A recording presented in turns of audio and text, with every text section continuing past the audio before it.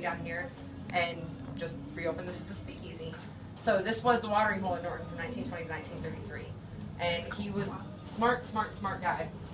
Let me get this out of the way so I don't knock it over. This place was, like I said, dates back to the 1800s. And it was rumored to be part of the Underground Railroad. And there are tunnels and hidden rooms and all kinds of craziness down here that has been down here forever. So he came down here and capitalized on all these rooms in this basement, because there's actually 13 rooms down here. And he sealed this one off and put this cover over it. And then just to take it a little bit further, the red brick wall in the back of that room, almost you can see, the red brick wall in the back of that room is actually a false wall. There's another 4-foot room behind that, and they didn't know that until they actually looked it up through the blueprints. But there's a gap at the top of it, just big enough for a kid to fit through. And back before child labor laws, there was a kid in every car. Yeah. So they would flash the light at the bottom of the steps here. It's connected upstairs. They would flash that light, and Adam would know that they were about to have law come in, do a checkup, whatever. So he would scoop all the bottles off the shelf, and he would throw them through this hole. And the kid would go through there and drop them over the top part of the wall, and then climb over the wall and wait.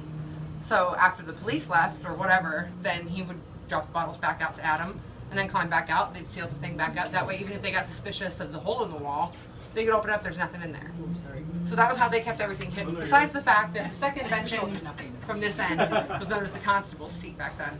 So I don't think they had a lot of issues with the law. But the place has been everything from a women and children's infirmary during the Spanish influenza to a brothel. It's supposed to be haunted. I think we're number 6 in Ohio as far as haunted places go. But it's tons and tons of history. And in the 1880s, there was a guy who owned it named Ray Wilhelm. And he was the barkeep here during the late 1800s. And in 1886, he fell in love with a woman who was above his social class. So it was a doomed love affair from the start back then. So her parents really wanted her to be with this guy that was more up to their level. So she decided that she was going to side with her parents, and she married the other guy. Ray became horribly depressed and went upstairs and carved his name, the date, occupation, Loyal Oak House, all that into the wall.